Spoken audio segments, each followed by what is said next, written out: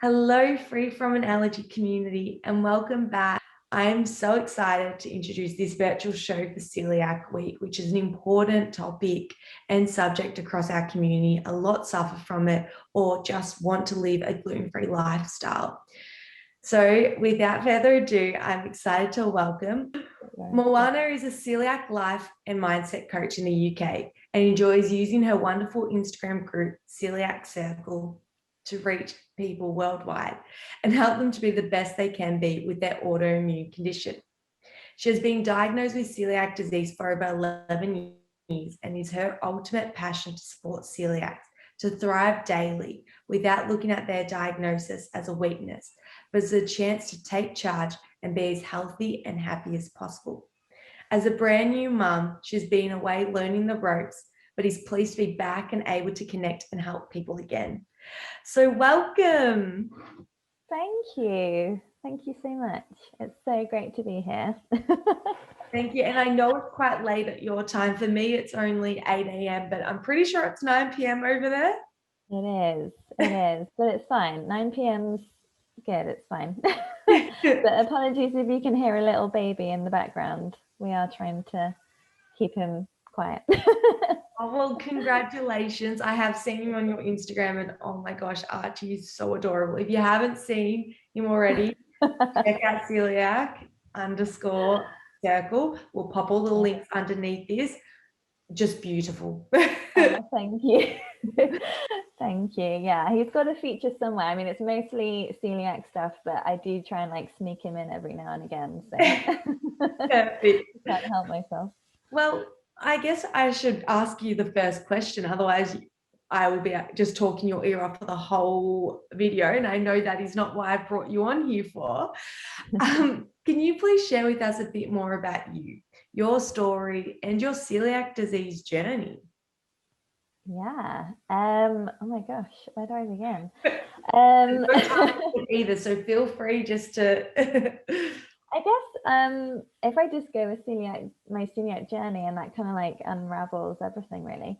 So I was diagnosed with celiac disease in 2009, but before then I found out about it because my mum was diagnosed and her sister was also diagnosed. So it was really, really lucky because I consider myself very much a silent celiac, which means you're not fully aware. You don't have a lot of symptoms. You're not kind of, a lot of people, with celiac disease, there is an array of symptoms and it can get caught up in so many different medical terms. You can have all sorts. So it takes roughly about 13 years in the UK, this is UK studies, to get diagnosed, which to me is mind-blowing. 13 years is just far too long with all that damage happening inside you. But anyway, I'm going off peak. So I was diagnosed because of my mum finding out that she was celiac, and I was taken for a test at 16. I was 16 years old, so when would that have been? Giving away my age now. That would have been 2006. Mm-hmm. I had a blood test and that was it, and they said you're borderline, go away and come back in 3 years. Now I don't know if anything like that happens now. I'm really hoping not. But these, back then they were like, yeah, you're kind of borderline, just come back in a few years time. So I did exactly that. And because, like I said, I consider myself I was a silent celiac, so I very much I wasn't that bothered. I was like, oh, okay, yeah, I'll come back. I wasn't really feeling any different. Especially being that young as well, you probably wouldn't realize the long-term repercussions and the damage it does. Oh, I knew nothing. And my mum, even she was, when she was diagnosed, she didn't really know a lot, because the doctors just tell you need to have a strict gluten-free diet. This was our doctors, not all doctors, I'm sure. And that was it. So I just knew that she had to not have gluten. And that was, so yeah, we didn't really know anything about it. And I just carried on living my life. Came back 3 years later and had another blood test and said, yeah, you're definitely celiac. You're like, your results are off the chart type of a thing. And I then had to go and have the endoscopy and all of that. And anyway, it showed up that I had done quite a bit of damage. So which is really difficult to think about sometimes, because I had those 3 extra years where I would have done extra damage. And it's just a bit of a, that's why I say I really don't think they do that anymore, as in like send you off for 3 years. Yeah. But yeah, Tell you to come back. yeah. So yeah, that was how I got diagnosed, and then it's just really been a journey from there, just learning what's what. I was doing a video the other day, and I was kind of thinking back to the mistakes me and my mum made. And for instance, we had like Bisto gravy. I don't know, like instant gravy, and that has gluten in, and we didn't think anything of it. We just were using that. We also use Marmite. I know you guys have Vegemite over there. So yeah, we were eating Marmite, eating gravy, and we didn't really connect the dots to these things. So I think I started really finding kind of like a need to get everything consolidated and get a better understanding in like 2015 time. That was when I started Instagram for like celiac stuff. And I wasn't like, I was just doing it for fun. I was doing it for really me, and like just to kind of understand myself, what foods are okay and what isn't. So that was kind of where Instagram started for me. And then it's just kind of built and unraveled. And I've just kind of now got to a point where it's kind of not oversaturated, because I think it's really important for there to be lots of recipes. But I find there is a lot of foodies, like celiac foodies, which I think is fantastic. And actually, for one, I wouldn't consider myself a cook, if I'm honest. Like I like on your new Instagram, you've got some beautiful food on there. Like the other day you did the pancakes.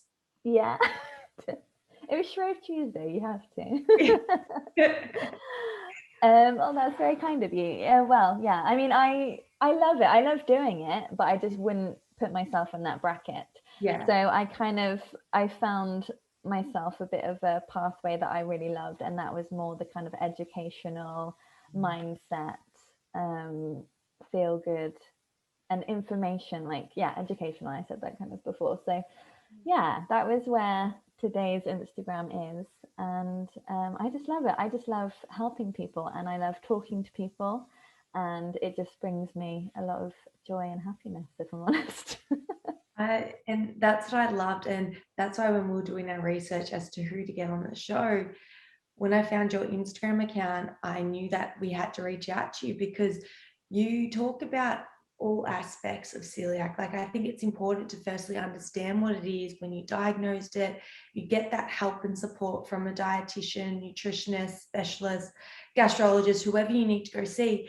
But then I feel like a lot of people don't actually look at the emotional aspect of it and the mental health. Like, I myself, and I mentioned to you just before, prior to we actually recording, that I had an autoimmune disease, and I saw the specialist she needed to, but I really lacked that support for the mental health part, because you don't realize how much it can actually take a toll on your actual lifestyle and quality of life. So and that's what I love. And I remember on a podcast you'd actually mentioned that you don't, you like, a lot of people think that celiac disease is a hinder, but you're trying to flip this. And can you explain how you're doing that? Like, I know on your Instagram you're doing that, but a bit more detail. Okay. I mean, it's an everyday lifestyle mindset. That's how I like to think about it. And it's not that I really want people to spend a lot of time thinking about it. That's like the opposite to what I'm trying to achieve. But it's more of it's stopping the negative thoughts about what I can't do. Because I think a lot of, and I don't know if you find this, when you're diagnosed with an autoimmune disease or an allergy or an intolerance, you're being told what not to do. Like it's very much, you can't do this, you can't do that. And you even, it kind of like comes out in yourself when you talk to your friends. It's like, oh, sorry, I can't do that. And it's when, as soon as you say the words like I can't or not allowed or those kind of things, you automatically like take on, I think it like you embody it. So my kind of way of working is to very much flip it and be like it's and trying to empower people so that it's like, well, I'm trying to improve my health. I really like my gut needs to be the best it can be, and I need to be able to absorb all this nutrients again. So in order to do that, I need to eat this, this, and this, and this. And it's just looking at like the other side of it because it's so easy. And don't get me wrong, like there are days where I get sucked into the, oh, I can't do that. Like, oh, I really wish I could go and do that now and eat that and see my friend. Not that I can in lockdown currently, the UK is in lockdown, but I wish I could go out for lunch with this person and they're going there, but I can't eat there. It's flipping it around and trying to have another kind of outlook on it. And that's what I try and do as much as possible. And what I also do, it needs to be real as well. So I also kind of look at the kind of, what's the word? I'm losing my words now. I do look at like some of the negativity, and I also encourage people to contact me and say like, look, I'm finding this really hard. I don't kind of, you don't want to avoid it. yeah. I definitely don't want to like paint it differently because some people may be really struggling. So I do realize that is something. So I say, reach out to me. I'm more than happy to talk to you. And everything that I do, I don't charge. Like I'm a mindset and lifestyle celiac coach, but I do it because I'm passionate. I don't do it for money. So just wanted to put that out there before people think that I'm like charging per DM. But no, I very much want to listen to the people who are struggling and see if I can help. But then on my feed, I very much try and remain positive and push the positivity. And yeah, I try really hard. So it means a lot that you can see that from it. So thank you. Absolutely. And I think it's important because, like you said, what you touched on, it's important not to just remove the negativity, like just disregard it, don't acknowledge it or anything, because as soon as you stop acknowledging it, it will start to come up, bubble up down the track. So it's important to acknowledge it, but also it's trying to think a bit positive and just changing your mindset. And I think that's so important, even with everyday life. It's like you could wake up in the morning and be like, this is going to be a crappy day, don't want to do this, don't want to do that, and already you've got a negative outlook on life. But if you just switch that and be like, all right, what am I looking forward to, what can I actually change, or what can I do just to get a bit more positivity. And like you said, it resonates and it attracts people. Like the more positive you give out to someone, it's contagious. Well, that is absolutely my aim. And like right now, well, the world has been hit by this pandemic, and I know it's been a real struggle on people's mental health massively. And I've tried to, like, in my own little celiac way, twist that and say, but our guts are so happy with us because we're not we're having to eat in. And so it's even like little things like a massive pandemic, which I know is affecting so many people mentally. In my little niche area, I'm trying to again spin that and be like, but our guts are so happy. They can eat whatever they want and be happy and not have to worry about cross-contamination, and it's all fine. I love that. And you did another post the other day, and it was like, it was like lockdown celiacs. You've been given the gift of time to learn how to manage your diagnosis or something. And I was like, that is amazing. Yeah, time to kind of research. And because again, like you mentioned, not a lot of information is given to many people, which is unfortunate. So Yeah.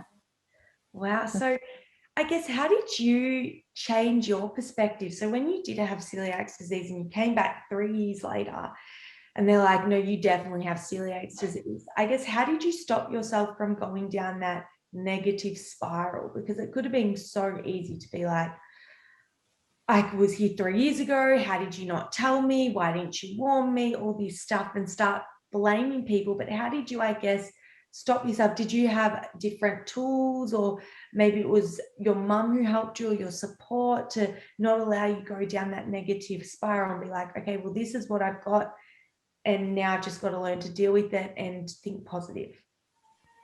Yeah, it's a really good question, actually.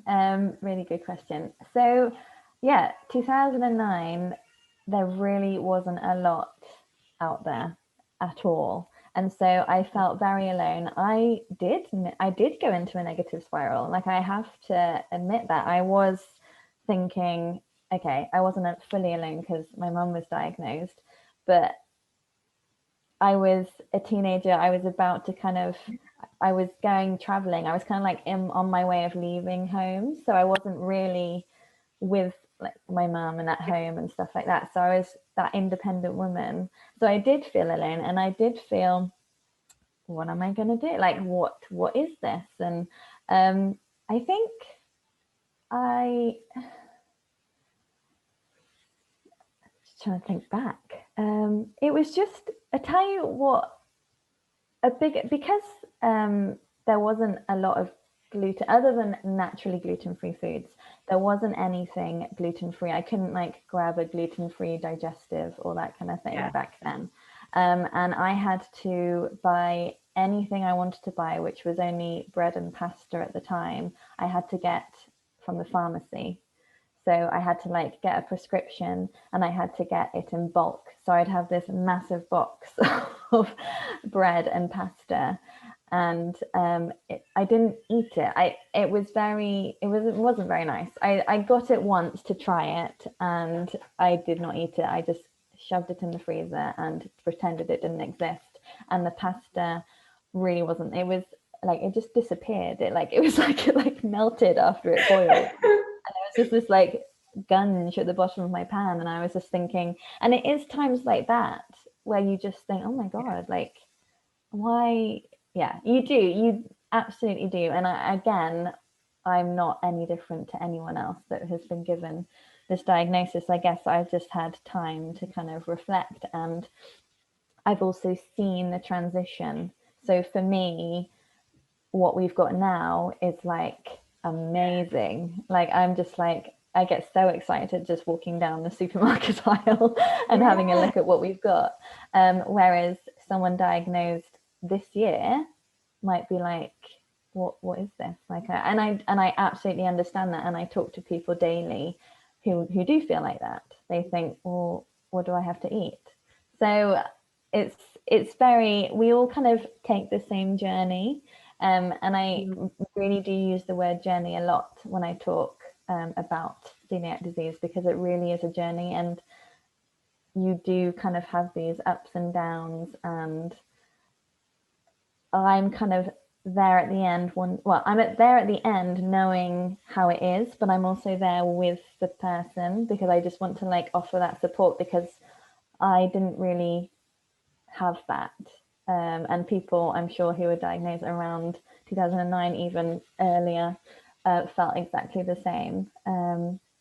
So yeah, did that answer your question? No, it did. And I think what you said is so important as well, about being there with them through the journey, to be like, yeah, it's lonely, but there are others out there, and that's why it's so important. And that's why I guess social media, it's an amazing tool to connect with people. Like, we were able to connect, and you're on the other side of the world, and to know that if I knew someone who had celiac disease, I would feel comfortable in being like, you need to go look at Celiac Circle, because her feed is amazing. She's been through it herself. And I think that's why people resonate as well, because you've been through it, you're going through it. Yeah.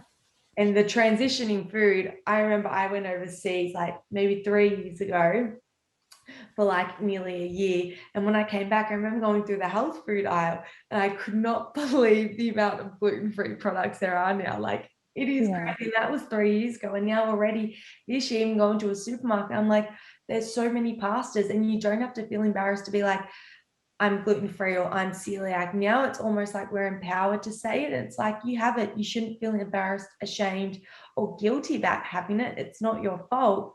You've just got to own it and just be confident that it's okay to say those things and ask for those things, because at the end of the day, it's your health. Oh my God, that is everything I'm about. So that is, you're absolutely right. And I'm so glad that that's kind of how it is, like how you can see it. Because I know a lot of people in the UK, I talk about it a lot as we're almost still too embarrassed. We're kind of almost still in that phase of, I don't really know what to say. Like if I say I'm gluten-free, are they just going to think I'm on a diet? Are they going to think I just want to be like the next lifestyle choice? A lifestyle choice. And I'm not, again, it's so hard as a celiac, because again, I'm not knocking those people that do take it as a lifestyle choice, because I know a lot of women specifically, they do find they get to a stage and they think, actually, I feel way better not having gluten. And as long as you talk to the right dietitian and medical experts, then I think by all means go down that route.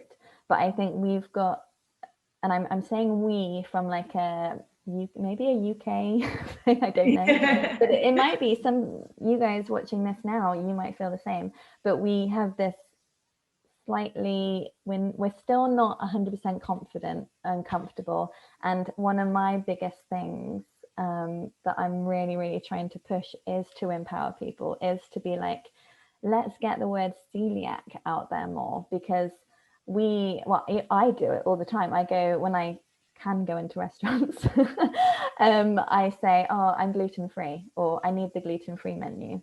Actually, what I would really like to be, and what I will be doing once I can go into restaurants, and what I'm trying to like talk to more people on my Instagram about, is saying, actually, I'm celiac, and then getting that word out there a bit more. And it's absolutely fine if gluten-free follows celiac, but if we can like use the word celiac a bit more, then it kind of educates the people who are serving us and the people who I think need to know what celiac disease is, or other autoimmune diseases where you need to not eat gluten. I that is such a big area that I love to like really push. Other than kind of empowering people in them, like in other areas, that is like a huge one for me, like to empower people out of the house, even if it was to family and friends. Like if you're going over to a friend's house and having dinner and being able to say, look, I'm a celiac, I can't do this. A lot of people I speak to, they can't, like, even to their own family. Sometimes they go over to their in-laws or their own family, perhaps like older grandparents, because they usually don't quite understand fully. And it's their own family, yet they still are like, oh, I don't know how to say this. I don't know how to explain that I can't eat this. And I still get given, I don't know, quiche with pastry, I don't know. But it's a huge area that I really, really want to kind of focus on and help with, because I think, there's just a big gap, I think, for us especially. And I'm going to include Europe, because I speak to a lot of people kind of in the Netherlands and that kind of area, and they're still like struggling too. So it's great that you are so switched on to that, because I love that. I think it's very interesting, because I think there's still a lot of uncertainty, or just there's not enough awareness about celiac disease. So like when you do go to a restaurant and you say gluten-free, they just think, they can pop or not all, but some people might just think they can just pop in a gluten-free toast into a toaster and not even think about the cross-contamination, because you just said gluten-free. But I guess, like you said, you need to be more specific. You need to tell them that you do have celiac disease, and it is a lot worse than if you weren't to have just like a tiny bit of gluten. Like it affects you so much like differently. Mm. Oh yeah, instantly as well. Like it's it's not a glamorous thing to have. And again, because it's very much an invisible disease, I hate the word disease, which is why I always have to do this. I hate that it's called that, like disease. Yeah, it's very much invisible. So again, I think it's really hard to explain because people are like, but you look fine. What's wrong with you? You're acting fine. What are you talking about? Yeah. So no, it's all about empowering people to talk about being a celiac when they're out and about. 100%. And it's just so important. And like you said, which I'm just going to reiterate because it's so important, it's because of your health. Like you want to be as healthy and as happy as you can be. So in order to do that, be empowered to talk about celiac disease and yeah, what your needs are to be healthy. So yeah, oh, I love it. Well, I guess that brings into the next one just quickly. Can you just explain for someone who's watching who may not actually understand what celiac disease is, the basic difference between someone who's celiac and someone who's gluten-free? Okay, so a celiac, essentially, without going into the technical areas, because I'm not technical, it's essentially where our gut attacks itself.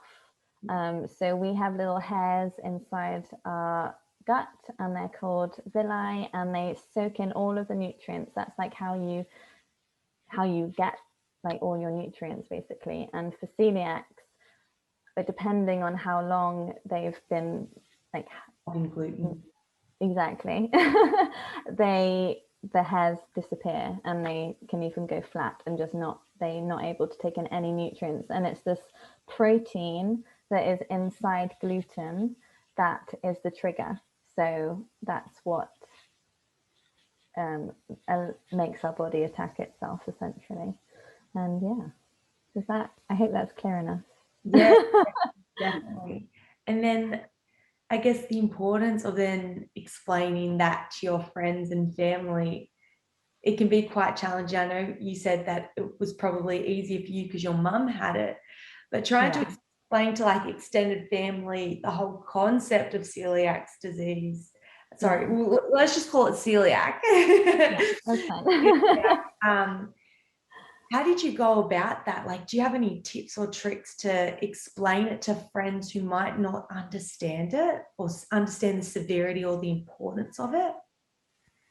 Yeah, I mean, it's just being as clear as that. It is just simply saying, like, if I eat anything with gluten, wheat, rye, barley, oats, because they're contaminated, my body will attack itself. It goes into this kind of red. Oh God, what's like red lights?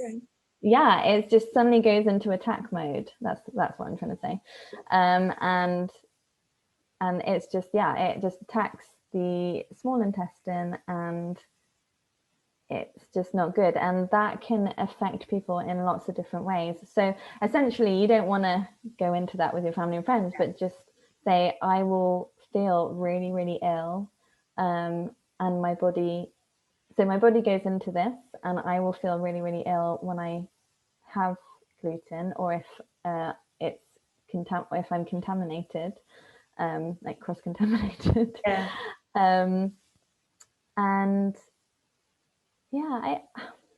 it's a really good question, and I have done a IGTV on it about the way to talk to your friends and family, but it is being not, I guess, to the point, but obviously not rude, because not everyone understands it. No one who isn't gluten-free or needs to be gluten-free understands it, and I totally get that. Why would you? Yeah.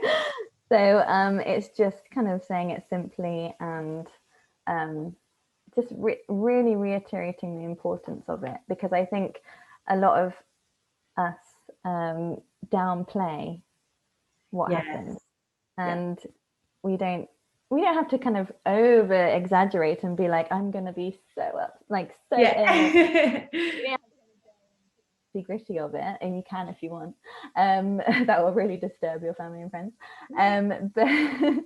But yeah, it's just kind of really kind of being strong and saying like I will be really, really ill. And you can go into kind of some of the most common. So for instance, I personally, when I have gluten, I'm in bed the following day. Like I feel so weak and so drained that I literally, the thought of kind of moving, and now I'm a mum, scares me even more. Yeah. And I can say the word scared even though I do what I do, but it does honestly scare me because I've got more stuff to do now because I have a baby. But yeah, I'm just completely wiped out.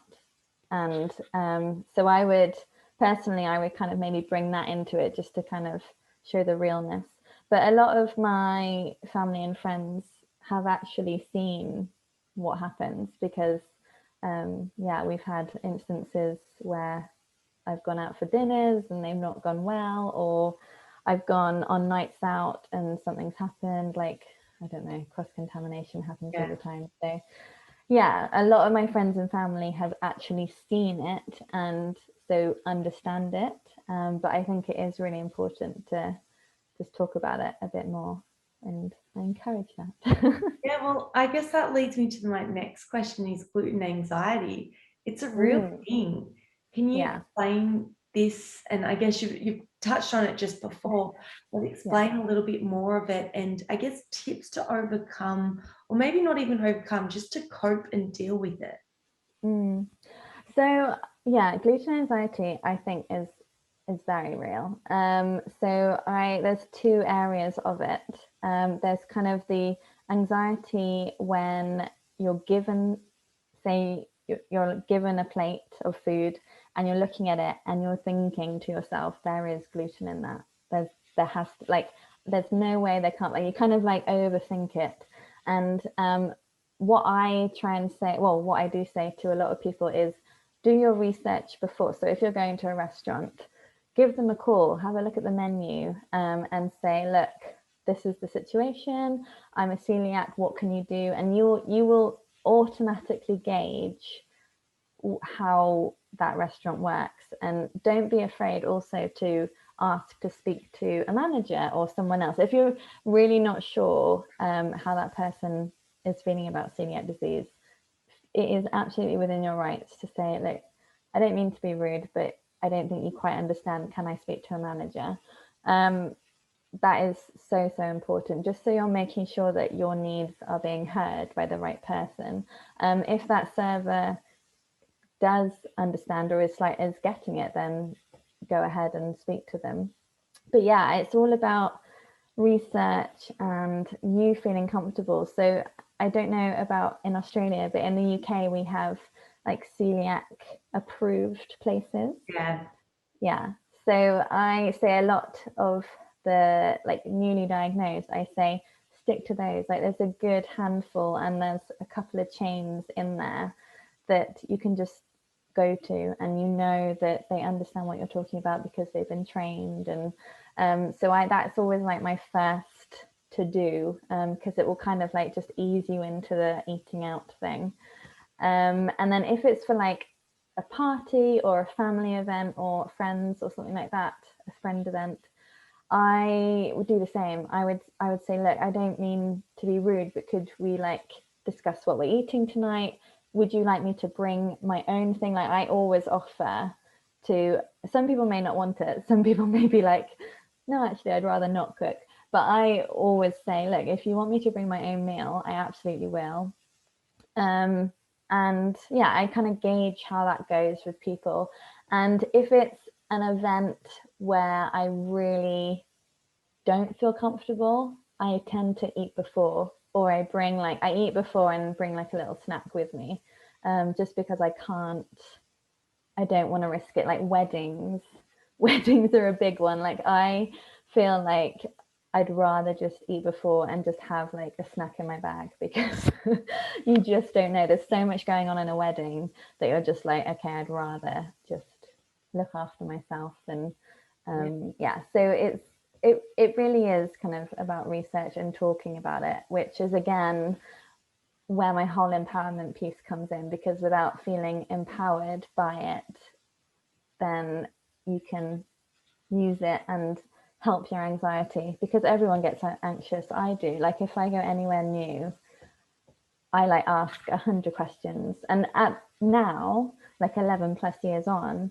I don't mind. Like I will talk to this person, and if they're not seeming interested, then I'll just say, yeah, can I just speak to can I speak to someone else? But I do get that it is the other anxiety. So I said there's two sides. The other anxiety, which I did touch upon, is anxious about talking about it. Yeah. So it's anxious about saying, hi, I'm actually different. There is like extra needs that I have. And that's an anxiety too. Like lots of people do not want to talk about it. And again, I really like to kind of switch that around and empower that. So yeah, I fully believe that gluten anxiety is a thing, and there are two main like areas of that. So.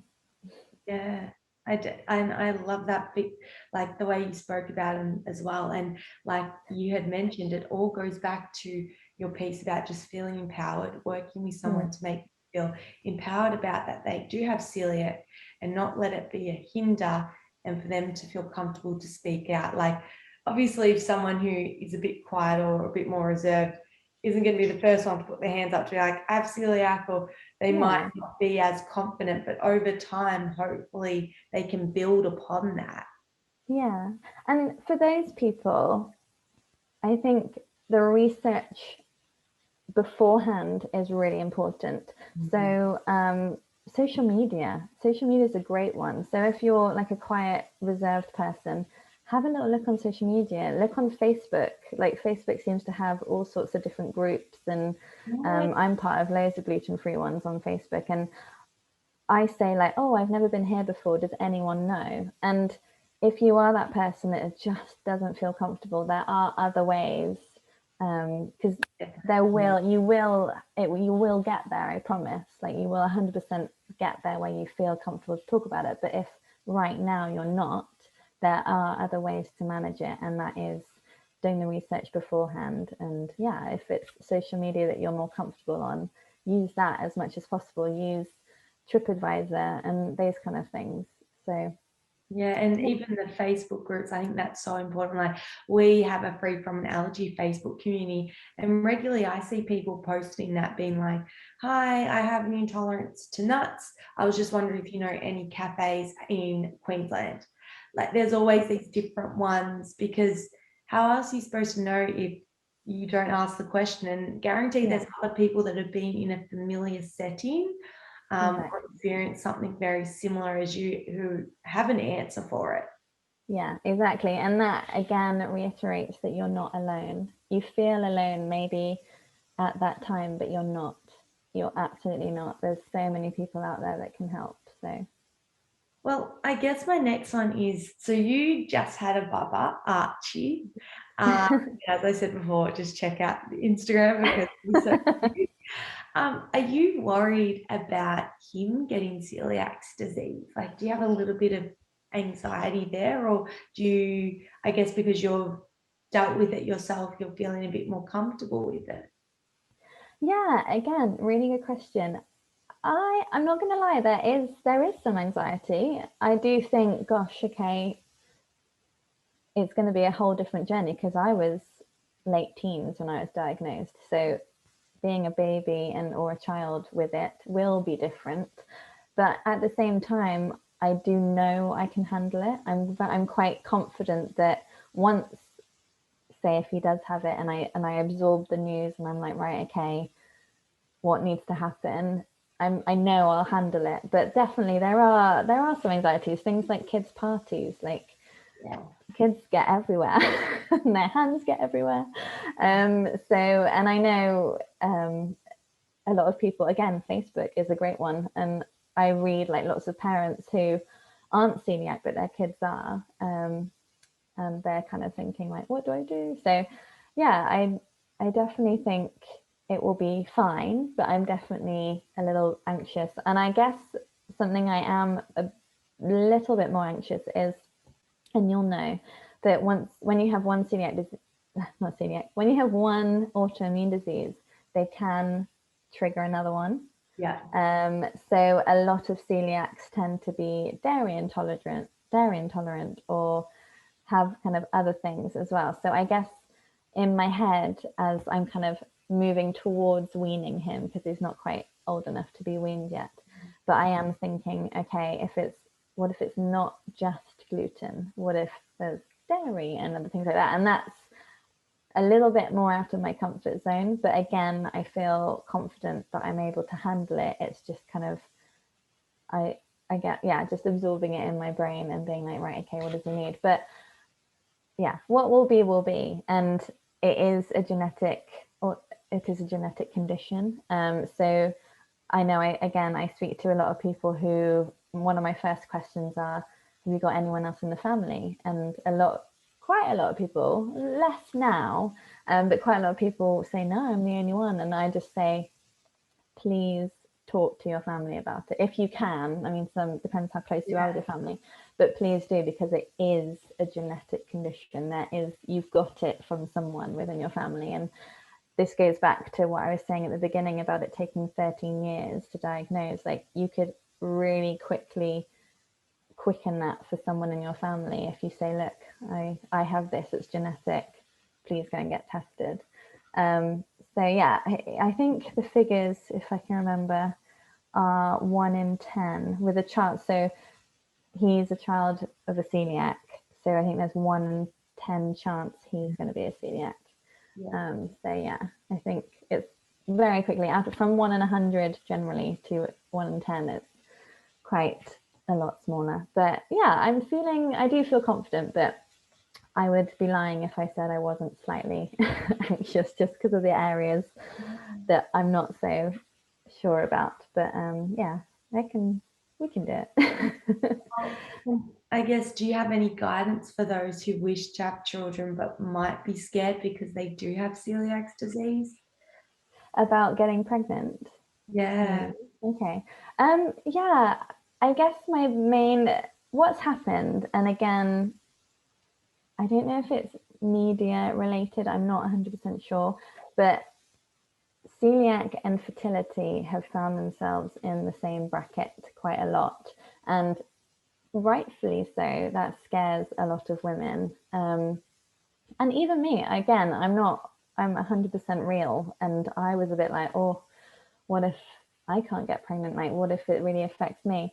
But the only reason that celiac disease is why you can't get pregnant is because you haven't been diagnosed and your body is just not taking in any nutrients. It's just getting weaker and weaker and weaker, and you're not a healthy enough person in order to grow a baby. So if you're diagnosed and you know about it and you're having a strict gluten-free diet, you shouldn't have a problem getting pregnant because of celiac disease. I'm just going to stress that it's not general. So yeah, so I really try hard, especially now I've got Archie, to ease a lot of women's minds about that, because it is you see fertility and celiac disease so close together a lot, and I don't know why. It really does scare people, because yeah, it shouldn't do, because as long as you're sticking to your diet, you should be absolutely fine. It's only those that don't know that they're celiac, and so that should be hopefully offered to them to have a celiac test to find out if they are, but I don't know. I'm not sure if that's something that happens, but I'm hoping it is. We'll see. Well, I don't want to take up any more of your time, but my last question for you is, can you tell us just a little bit more about the Celiac Circle family? I know you've got your Instagram page. How can people connect? Yeah, well, Instagram is my home. when I'm not in my actual home. Digital home, digital home. Yeah, my digital home. I love that. That's so true. Yeah, it's my digital home. I have Facebook and Instagram, but I'm very much mostly on Instagram. I am working on trying to get more kind of resource out there, but with Archie and stuff. You're your hands full at the moment. A bit longer. Yeah, but my Instagram page is just lovely. It's just full of positivity and a community. Like that's why I renamed myself a couple of years ago to Coeliac Circle, because I felt like that was the community element. Like we're a team and we work together and we help each other. And I know that's what social media is for, but I just love my little kind of Coeliac circle. And yeah, I welcome anyone new to come and visit and say hi. And I'm always in my DMs. So any question is not too stupid, I promise. Like whatever it is, I'm more than happy to answer it and come back. And yeah, I love our little team that we have. It's lovely. So come and check it out. Thank you. And we'll pop the links in this bio as well underneath the video. So for all those who do want to check it out, and I can't stress highly to definitely check it out. Even I learned a lot. And I think we shared a post about you the other day, and it was just like something funny that you popped up on the board, and it just brings a bit more normality, and it's that feel good connection, which is what attracted me to your account and the message that you're putting out there to the community. So thank you so much for spreading this message and being that support for so many who are going on this journey and might feel alone and do have questions, because you being so open and warming to these really does help a lot of people. So thank you. Oh, that's so lovely. No, yeah, it's my pleasure, honestly. I love it. I love what I do in that community. So thank you. Well, thank you so much for your time, and have a beautiful night. Hopefully Archie goes to bed, or I can't hear him, so I think he's probably, fingers crossed. I think he has, yeah. I think he's asleep. Well, thank you. Yeah, you have a great day. Thank you. Bye. Bye. Take care.